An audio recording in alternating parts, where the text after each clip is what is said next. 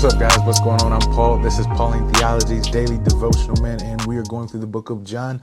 Glad you're here with us, listening and studying as we dive deep into the scriptures. We're in John chapter 16, verse 21, and we are learning more about Jesus. We are learning more about ourselves. We are learning who the Father is, and we have learned as well who the Spirit is. And it's been great going through this. This is Trust in Jesus Ministries, where we want to help you trust in Jesus every day, more and more, for his glory and your good, because that's what it's all about, man. It's all about his glory, but that God desires for us to have good things as well, man. And I want to prove that to you through the scriptures. So if you're here looking to figure out who God is, or what he's doing in this world and how he's doing it, man, you're in the right place. Today, John 16:21.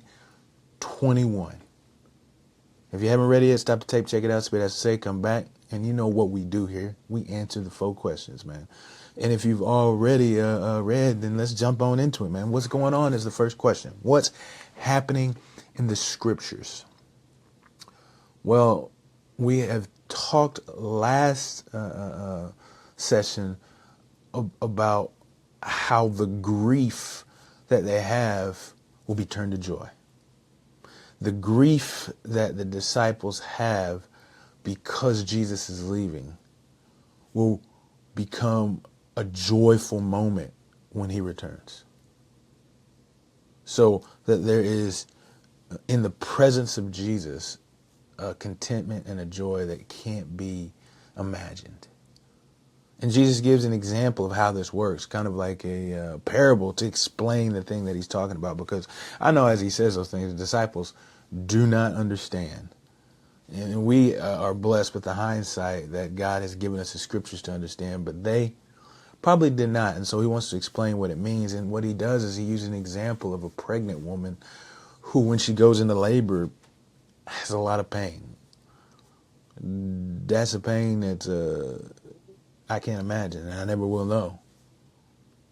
But when the child comes into the world, it says that the mom no longer remembers the pain because of the joy of human life, of her son or her daughter that is brought into this world.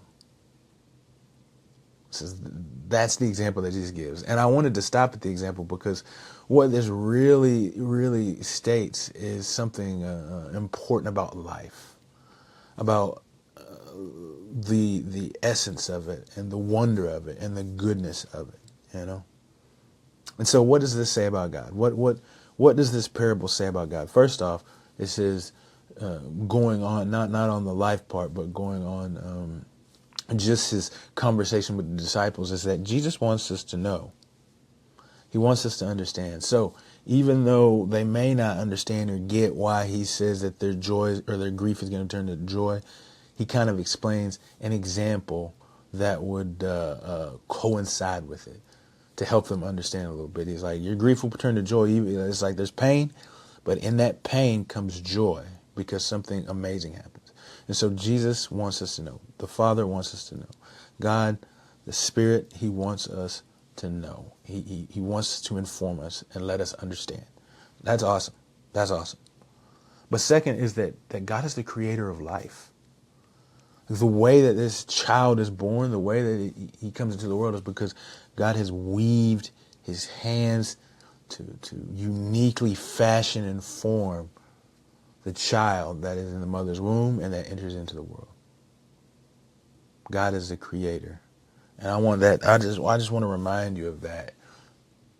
And then the next thing, it coincides with that, not that God has uniquely woven, but that we are uniquely woven. You see, it shows the importance of human life because it says even in the suffering of how life is brought into this world, it is no longer remembered because of the joy of a human coming into the world. And it's funny because they do use this word as human or man or mankind. Not that her child or anything in that manner, but it says a human being. And so I think that's important is to recognize the joy is found because a human being is brought into this world. Another person lives And it's not necessarily because it's their child, but it is because another person lives. That's the greatness of it. And then knowing we're uniquely woven and have inherent value because of our humanity, because we have come from God, that is important for us to recognize as humans. As Christians, that's what we should remember. So that's good stuff, man. How do we apply these truths to our lives? Well, that means that we honor and celebrate the beauty of our similarities and our differences. Because we are all uniquely woven. We are all formed in the womb by the hand of God. And in each way, He has created us to be who we are. And so I think we should love that.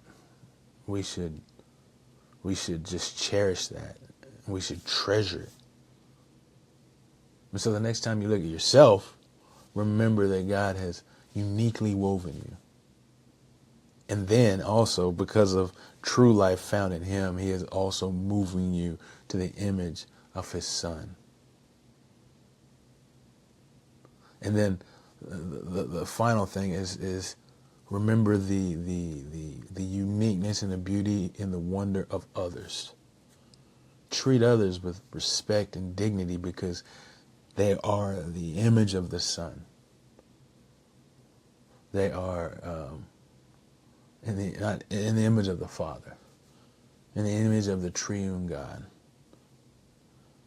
He has created us that we have significance, we have purpose, and we have worth because we are His creation. And so see that in others. I appreciate you guys for listening, and I will see you in the next episode.